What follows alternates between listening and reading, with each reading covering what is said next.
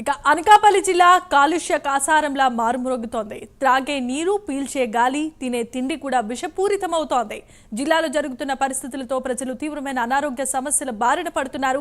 క్రమంగా మరో ఉద్దాన ప్రాంతంగా తయారవుతోందంటూ జిల్లా వాసులు గాబరా పడుతున్నారు. అసలు అనకాపల్లి జిల్లాలో ఏం జరుగుతోంది? What's the story?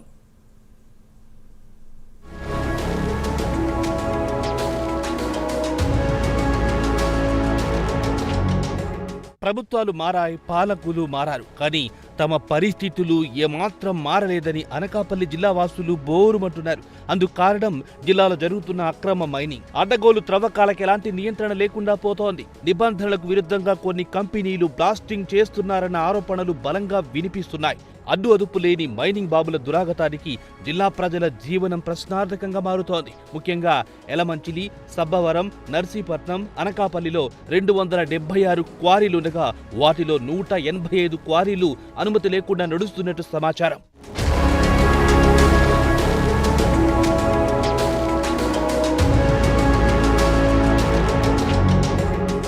కొన్ని మైనింగ్ కంపెనీలు డబ్బుపై ఆశతో ప్రభుత్వ నిబంధనలు తుంగలో తొక్కి అడ్డగోలుగా బ్లాస్టింగ్ చేస్తున్నాయి. దీంతో పర్యావరణం పూర్తిగా దెబ్బతింటోంది. అదేవిధంగా ఆయా ప్రాంతాల్లో నివసించే ప్రజలు సైతం అనేక రకాల అనారోగ్య సమస్యలతో ఇక్కట్ల పాలవుతున్నారు.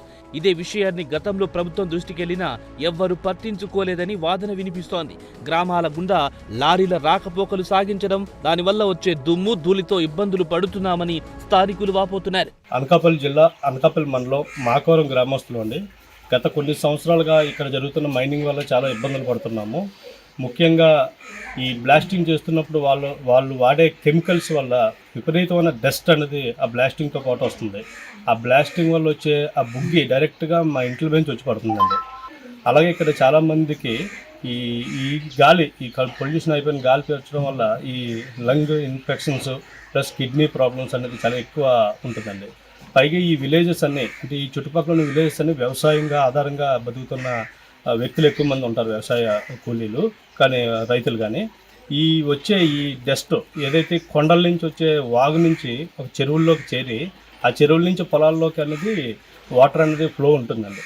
ఈ డస్ట్ వల్ల మొత్తం ఆ ఫ్లో అంతా కప్పడిపోయి ఆ చెరువులు కూడా మొత్తం ఈ పొల్యూషన్ డస్ట్ వల్ల నిండిపోయి మొత్తం పొలాలు కూడా వ్యవసాయం అనేది చాలా వరకు తగ్గిపోయిందండి. దీనివల్ల ప్రజలు ఆరోగ్యంతో పాటు ఆర్థికంగా కూడా నష్టపడుతున్నారు.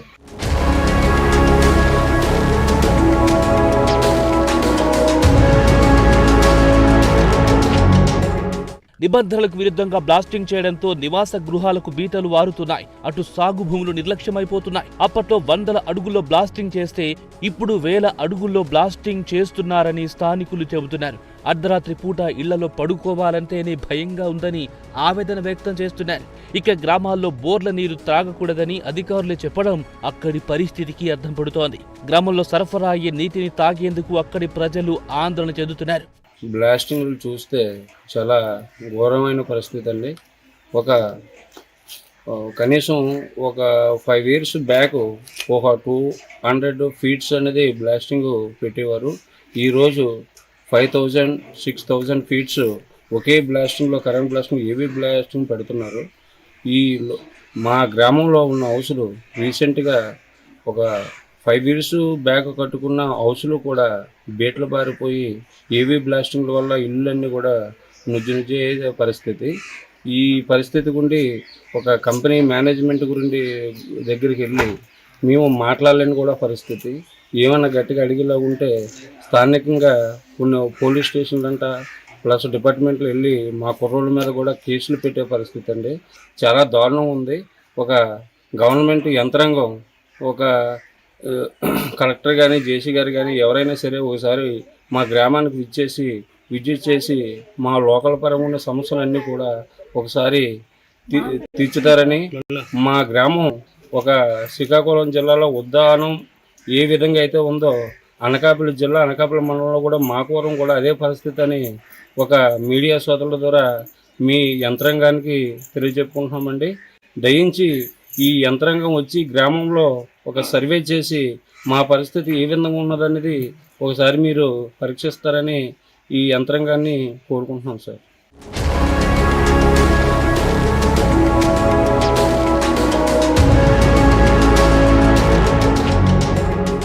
వేట జంగాలపాలెంలో అనుమతులు లేకుండా మైనింగ్ చేస్తున్నారని స్థానిక ప్రజలే బహిరంగంగా చెబుతున్నారు. నియమాలు, నిబంధనలు కేవలం కాగితాల్లో అక్షరాల వరకే పరిమితమయ్యాయని స్పష్టంగా కనిపిస్తోందని కొన్ని చోట్ల కలెక్టర్, తహసీల్దార్, ఆర్డీఓ పేరు మీద హెచ్చరిక బోర్డులు పెట్టినా సరే మైనింగ్ కంపెనీలు పట్టించుకోవడం లేదనే వాదన బలంగా వినిపిస్తోంది. కనీస భద్రత ప్రమాణాలు తీసుకోవడంలో అధికారులు పూర్తిగా విఫలమయ్యారన్న విమర్శలు వినిపిస్తున్నాయి.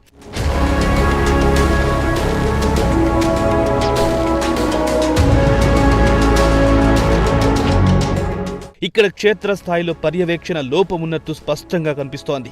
అధికారుల పనితీరుపైన అనేక విమర్శలు వినిపిస్తున్నాయి. జూమ్ మీటింగ్స్, సమావేశాలు, సమీక్షల పేరుతో ఎక్కువ సమయం ఆఫీస్లోనో కలెక్టరేట్లోనో ఉండిపోవడం ఇక్కడ మైనింగ్ బాబుల దందాకు ఈజీ అయిపోయింది.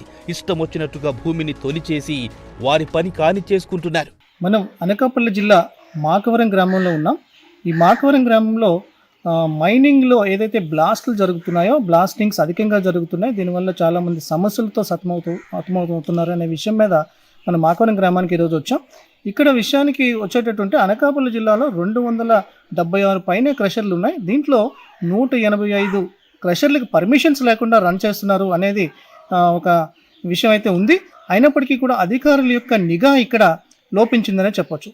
మైనింగ్ అనేది రాష్ట్ర ప్రభుత్వం డెవలప్మెంట్లో భాగమే అయినప్పటికీ కూడా నిబంధనలకు అనుగుణంగా సక్రమంగా జరిగే మైనింగ్ కోసం మనం మాట్లాడట్లేదు. కానీ సక్రమంగా పర్మిషన్స్ లేకుండా నిబంధనలకు విరుద్ధంగా ఏవైతే ఇక్కడ మైనింగ్స్ రన్ అవుతున్నాయో, బ్లాస్టింగ్స్ చేస్తున్నారో, ఈ బ్లాస్టింగ్స్ చాలా 1కి 10 రెట్లు బ్లాస్టింగ్స్ జరపడం వల్ల ఇక్కడ చాలా వైబ్రేషన్స్ అనేవి రావడం జరుగుతుంది. ఈ గ్రామస్తులు కూడా అది భూకంపమా లేదంటే అది క్రషర్ నుంచి వచ్చినటువంటి బ్లాస్టింగ్స్ అనే సందిగ్ధంలో ఉండడం.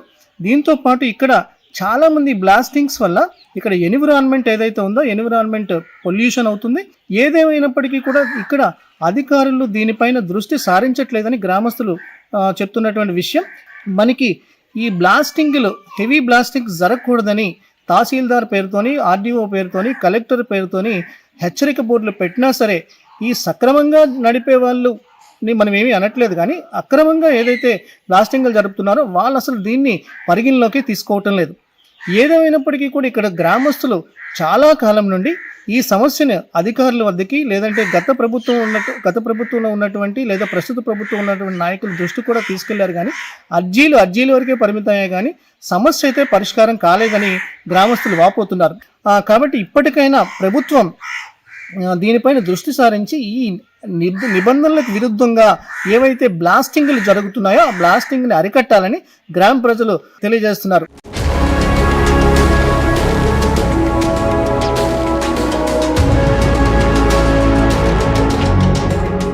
తమ ప్రాణాలకు రక్షణ కల్పించాలంటూ జిల్లా వాసులు కోరుతున్నారు. గత ప్రభుత్వంలో ఎన్నో అర్జీలు పెట్టుకున్నా ఫలితం దక్కలేదని మొరపెట్టుకుంటున్నారు. ఇప్పుడున్న కూటమి ప్రభుత్వమైనా తమ మొర ఆలకించాలని విన్నవించుకుంటున్నారు.